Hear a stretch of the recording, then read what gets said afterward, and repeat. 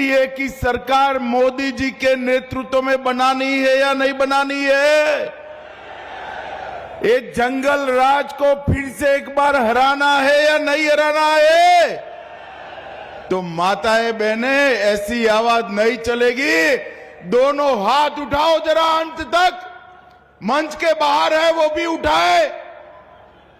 विजय के संकल्प की मुट्ठी बींचिए और प्रचंड आवाज से बोलिए, भारत माता की वंदे वंदे। आज की इस विराट रैली में नमस्कार, मैं ज्योति गर्ग, आप देख रहे हैं नारद वाणी। बिहार चुनाव पर चर्चा लेकर मैं हाजिर हूँ। दोस्तों, तो कल 30 मार्च थी। कल अमित शाह बिहार आए थे, तो पटना में उनकी सहकारिता विभाग के लोगों से मुलाकात थी। जो सहकारिता विभाग के लोग होते हैं, जो अध्यक्ष होते हैं पंचायतों में, पैक्स अध्यक्ष से लेकर के और जिला अध्यक्ष, सभी लोगों से उनकी मुलाकात थी। उनके जो प्रबंधक होते हैं उन लोगों को भी बुलाया गया था। और उसमें क्या संदेश दिया गया है, वो सहकारिता मंत्री भी है, कि मंत्री होने के साथ साथ सहकारिता मंत्री भी है। सहकारिता के क्षेत्र में उनकी उपलब्धि भी है कि गुजरात में एक सहकारिता बैंक को उन्होंने बहुत ऊंचाइयों पर ले गया। जो डूबती हुई बैंक थी उसे ऊंचाइयों पर लेकर गए थे, तो इसलिए उनकी सहकारिता मंत्रालय भी मिला हुआ है। तो थी। राजनीति की बात यह थी कि जो गोपालगंज में उनकी रैली थी, तो वहाँ सभी एनडीए के नेताओं का जुटान था लगभग। और एक चीज़ देखने में आती है अभी एनडीए में, जैसे कल नीतीश जी भाषण दिए, ज़बरदस्त रूप से अपने रौ में आ गए थे। उठो, बोलो, ताली बजाओ, हैं, जो कह रहे थे। बार बार उन्हें ये क्यों कहना पड़ रहा है कि हम भाजपा से बाहर नहीं जाएंगे? इसमें बहुत बड़ा राज है। राज ये है कि जो भाजपा की में जो दो सहयोगी पार्टी है, जदयू जनता दल यूनाइटेड और लोक जनशक्ति पार्टी रामविलास, जिनके कर्ता धर्ता हैं चिराग पासवान और जदयू के कर्ता के धर्ता नीतीश कुमार। तो इन दोनों में कंपटीशन चल रहा है कि कौन बीजेपी का बड़ा वफादार। अब इसमें दो पक्ष है।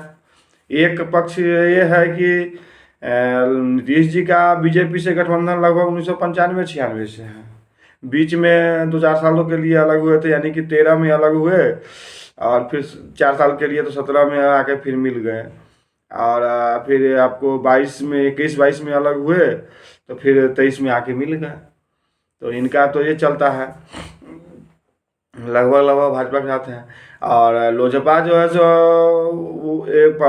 उससे पहले तो एक बार वाजपेयी जी की सरकार गिरा ही चुकी है एक मोड़ से। उनके पिताजी चिराग पासवान के पिताजी जो थे रामविलास पासवान जी। और अभी 2014 से लगातार है, कंटिन्यू है। 2020 के चुनाव में वो अलग लड़ी, बिहार विधानसभा का चुनाव, लेकिन उसमें भी सभी लोगों को मालूम ही है, सभी लोग जानते हैं कि वो मोदी जी के हनुमान बन के आए थे नीतीश जी को समेटने के लिए। लगभग अपना मिशन पूरा कर ही दिया था।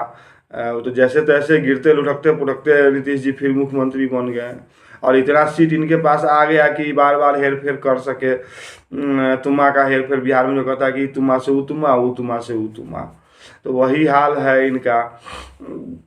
अमित शाह भी गरजे, तो वो भी गरजे। सब जो एनडीए कोई भी गरजता है तो 2005 से पहले के बिहार पर गरजता है, और 2005 से पहले बाद के वाले बिहार पर अपनी उपलब्धि बताता है। तो नीतीश कुमार भी बता रहे थे कि पहले ये होता था, वो होता, तो पहले ही सब कुछ था, अब तो हम ही आए हैं तो सब कुछ हुआ है। ये तो उनका फेमस डायलॉग अभी हो गया हुआ है। तो वही दिए। अमित शाह भी बोले, वे जंगल राज, चारा चोर, ये सब पर बोल रहे थे। उससे आगे तो कुछ बोले नहीं। अब आएगा बिहार में क्या, वो भी उसको भी देखना है। लेकिन वो तो उनको अभी भारत का राजनीति के चाणक्य कहा जाता है, तो उनका आना और सभी लोगों से मिलना, इसमें कुछ सीट पर तो सूत्रों से हवाले से खबर है कि सीट पर तो सहमति लगभग हो गई है। तो एनडीए और महागठबंधन के बीच में अगर वर्सेस किया जाए कि क्या है क्या नहीं है, तो उसका एक ही है कि एनडीए में सब कुछ ठीक है, नेता पर अभी विवाद है। और महागठबंधन में नेता है लेकिन अभी और सब चीज़ पर विवाद है।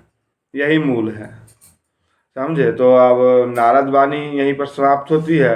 अब अगले एपिसोड में हम आएंगे तो बिहार की और खबरों को लेकर के आएंगे।